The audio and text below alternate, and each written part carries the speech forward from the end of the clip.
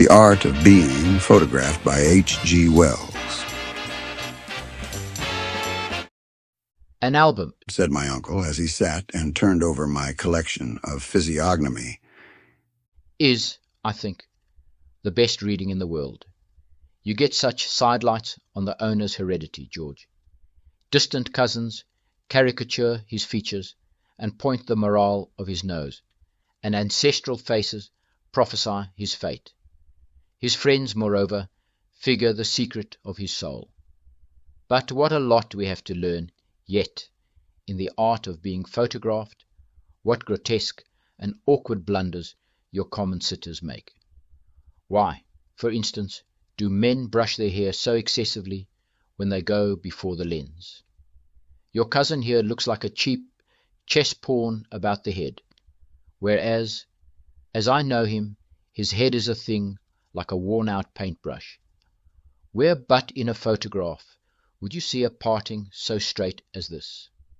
It is unnatural. You flatten down all a man's character, for nothing shows that more than the feathers and drake's tails, the artful artlessness or revolutionary tumult of his hair.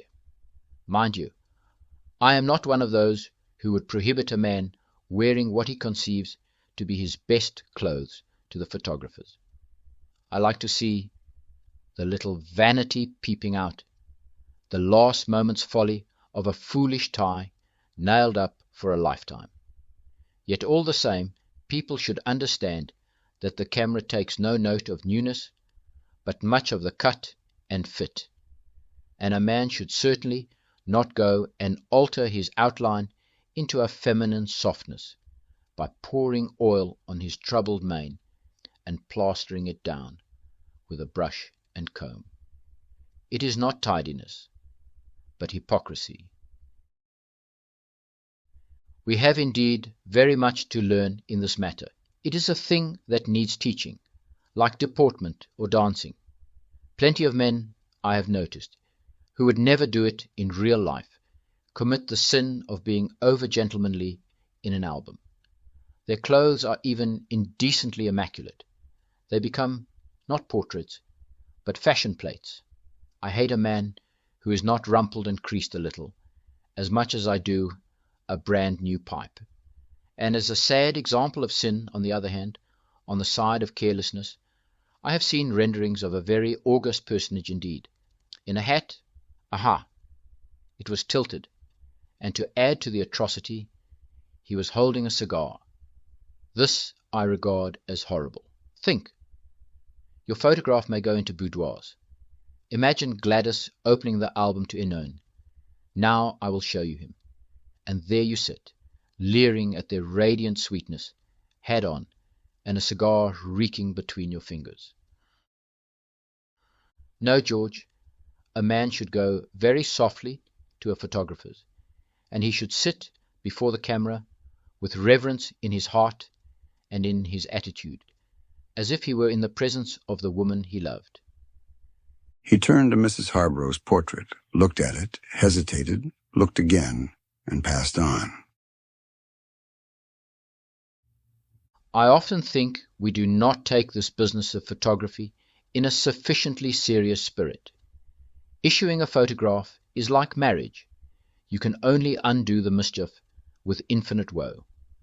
I know of one man who has an error of youth of this kind on his mind, a fancy dress costume affair, Crusader or Templar, of which he is more ashamed than many men would be of the meanest sins.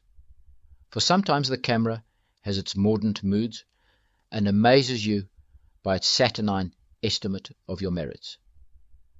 This man was perhaps a little out of harmony with the garments of chivalry, and a trifle complacent and vain at the time. But the photograph of him is so cynical and contemptuous, so merciless in its exposure of his element of foolishness, that we may almost fancy the spook of Carlyle had got mixed up with the chemicals upon the film. Yet it never really dawned upon him until he had distributed this advertisement of his little weakness far and wide. that the camera had called him a fool to his face. I believe he would be glad now to buy them all back at £5 a copy. This of Minnie Hobson is a work of art. Bless me. The girl must be 37 or 38 now. And just look at her. These photographers have got a trick now, if your face is one of the long kind, of raising the camera, bending your head forward, and firing down at you. So our Minnie becomes quite chubby again. Then, this thing has been retouched. My uncle peered into the photograph. It seems to me it is pretty nearly all retouching. For instance, if you look at the eye, that highlight is not perfectly even. That was touched in on the negative with a pencil. Then, about the neck of our Minnie, I have observed certain bones. Just the slightest indication of her collarbone, George, but that has disappeared under the retoucher's pencil. Then the infantile smoothness of her cheek and the beautifully rounded outline is produced by the retoucher carefully scraping off the surface of the film where the cheekbone projected with a sharp knife. There are also in real life little lines between the corner of our Minnie's mouth and her nostril.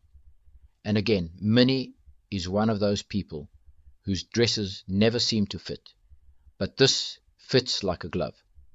These retouchers are like Midas, and they turn all that comes to their hands to gold, or like spring, the flowers come back at their approach. They reverse the work of ethereal and restore brightness to the fallen. They sit at their little desks and scratch, scratch, scratch with those delicate pencils of theirs, scratching away age, scratching away care, making the crooked straight and the rough smooth. They are the fairies of photography and fill our albums with winsome changelings. Their ministry anticipates in a little way the angels who will take us when we die, releasing us from the worn and haggard body of this death, and showing something of the eternal life and youth that glows within. Or one might say that the spirit of the retoucher is the spirit of love. It makes plain women beautiful and common men heroic.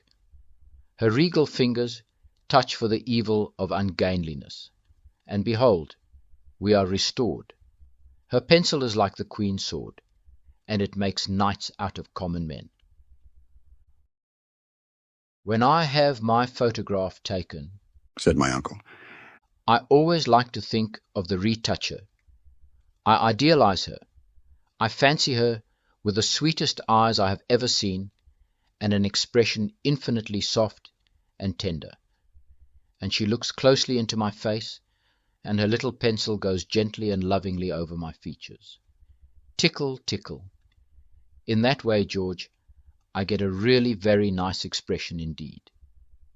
My uncle turned to his own presentment and mused pleasantly for a space. Then he looked again at Mrs. Harborough, as if inadvertently, and asked her name. I like this newer way of taking your photograph against a mere grey background, just the head of you. One should always beware of the property furniture of the photographer. In the 70s, they were great at such aids: a pedestal, a cork rustic style, wide landscape in the distance. But I think that we are at least getting beyond that now. People in those days must have been afraid to be left alone before a camera, or they wanted it to seem that they were taken unawares, quite against their modesty, did not know what the camera was, and were just looking at it. A very favourite pose for girls was a graceful droop over a sofa, chin on elegant hand. When I was at Dribblebridge, I was a bright young fellow then. I collected a number of local photographs, ladies chiefly, and the thing was very noticeable when I put them in a row over my mantel shelf. The local artist was intensely fond of that pose. But fancy the local leader finding her cook drooping over the same sofa as herself. Nowadays, I see, you get merely the heads of your girls, with their hair flossed up, intense light from above, and faces in shadow. I think it is infinitely better. What horrible things hands become in a photograph. I wonder how it is that the hand in a photograph is always 4 shades darker than the arm. Every girl who goes to be photographed in evening dress should be solemnly warned to keep her hands out of the picture. They will look as though she has been enameling the grate or toying with a bucket of pitch. There is something that sins against my conception of womanly purity in those dark hands. My uncle shut the album. Yes, it is a neglected field of education, an important branch of deportment altogether forgotten. Our well-bred ease fails us before the camera. We are lucky if we merely look stiff and self-conscious. I should fancy there would be an opening for some clever woman to teach people how to dress for the occasion and how to sit, what to avoid and how to avoid it. As it is, we go in a state of nervous agitation, obsequiously costumed. Our last vestige of self-assertion vanishes before the unwinking cyclops eye of the instrument, and we cower at the mercy of the thing and its attendant. They make what they will of us, and the retoucher simply edits the review with an eye to the market. So, history is falsified before our faces, and we prepare a lie for our grandchildren. We fail to stamp our individualities upon our photographs, and are mere dumb-driven cattle in the matter. We sin against ourselves in this neglect, and act against the spirit of the age. Sooner or later, this haphazard treatment of posterity must come to an end.